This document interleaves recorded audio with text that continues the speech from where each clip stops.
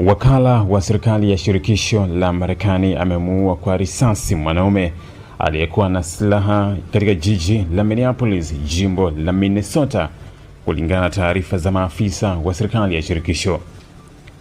Idara ya usalama wa ndani ya Marekani DHS ilisema tukio hilo lilitokea jana Jumamosi, Januari 24, wakati maafisa wa ulinzi wa mipaka wa Marekani walipokuwa wakitekeleza majukumu yao katika eneo hilo.